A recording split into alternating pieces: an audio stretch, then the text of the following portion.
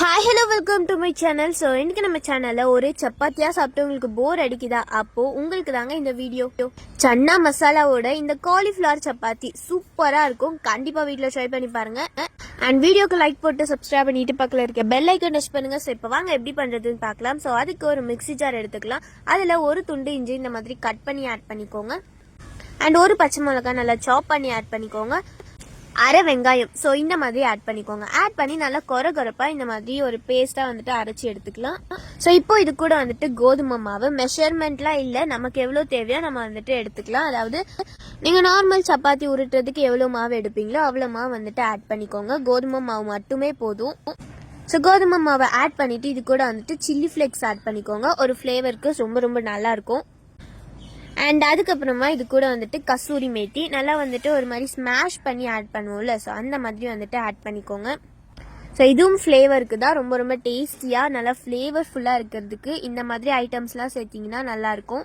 So தேவையான அளவு உப்பு அண்ட் கொஞ்சமாக வந்துட்டு ஆயில் ஆட் பண்ணிக்கோங்க. ஃபர்ஸ்ட் வந்துட்டு தண்ணி விடாமல் வந்துட்டு மிக்ஸ் பண்ணிக்கோங்க. அந்த சில்லி ஃப்ளேக்ஸ் உப்பெல்லாம் வந்துட்டு எல்லா மாவோடையும் மிக்ஸ் ஆகிட்ட பிறகு இது கூட வந்துட்டு கொஞ்சமாக தண்ணி ஊற்றி சப்பாத்தி மாவை எப்படி வந்துட்டு பிசைஞ்சு எடுப்பீங்களோ அந்த மாதிரி வந்துட்டு பிசைஞ்சு எடுத்துக்கலாம்.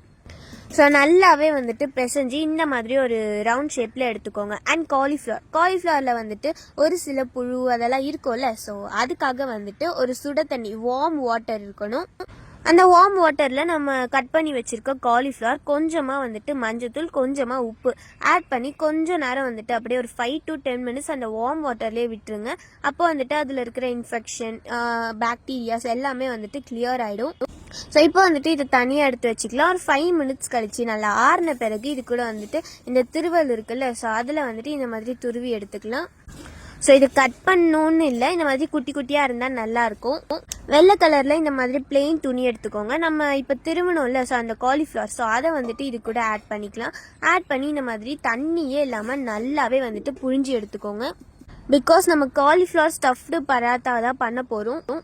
அண்ட் அதில் வந்துட்டு நிறைய தண்ணி வந்துட்டு இருந்ததுன்னா அது வந்துட்டு நல்லா இருக்காது, ரொம்ப தண்ணி ஆகிடும் அண்ட் சப்பாத்தி ஸ்டேஜுக்கு வராது. ஸோ அதனால் இப்போ வந்துட்டு ஒரு மிக்சிங் பவுலில் எடுத்து இந்த மாதிரி மேஷ் பண்ணி விட்டுக்கோங்க. ஏன்னா வந்துட்டு நம்ம ஃபில்டர் பண்ணும்போது பிடிச்சோல்ல, ஸோ அது வந்துட்டு அங்கங்கே கட்டியாக இருக்கும் அதனால. அண்ட் இது கூட ஒரு 1/2 டேபிள் ஸ்பூன் அளவுக்கு கரம் மசாலா, 1 டேபிள் ஸ்பூன் அளவுக்கு பெப்பர், நம்ம அரைச்சி வச்சிருந்த அந்த வெங்காயம் அந்த பச்சை மிளகா, அப்புறம் வந்துட்டு கொத்தமல்லி, தேவையான அளவு உப்பு ஆட் பண்ணி இந்த மாதிரி நல்லாவே கையிலேயே மிக்ஸ் பண்ணிக்கோங்க.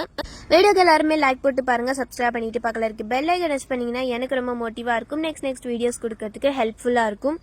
சப்பாத்திக்கு நார்மலாக எப்படி நம்ம சப்பாத்தி உருட்டுவோமோ அதுக்கு வந்துட்டு ஒரு ரோல் எடுப்போம்ல, ஸோ அந்த மாதிரி ரோல் எடுத்துக்கோங்க.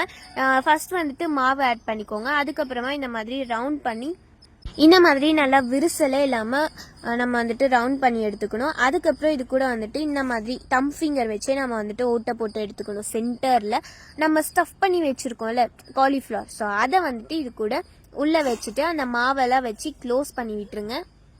வெளியில வராத அளவுக்கு நல்லாவே இந்த மாதிரி க்ளோஸ் பண்ணுங்க. கோதுமை மாவை எடுத்துருக்கிறதுனால கொஞ்சம் டைட்டா இருக்கிறதுனால அது நல்லாவே பிடிச்சிக்கும். இப்போ இது மேலே வந்துட்டு மாவை ஆட் பண்ணி இந்த மாதிரி லைட்டா வெளியிலேயே வராத அளவுக்கு ஸ்மூத்தா வந்துட்டு நம்ம உருட்டிக்கணும்.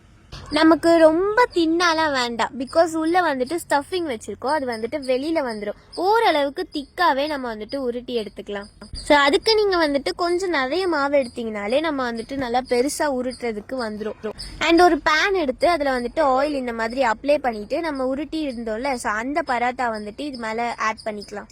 ஸோ போட்டுட்டு நம்ம முன்னாடி பின்னாடின்னு வந்துட்டு ஆயில் ஸ்ப்ரெட் பண்ணி விட்டுட்டு நல்லாவே பாயில் பண்ண விடணும், நல்லா வேக வைக்கணும்.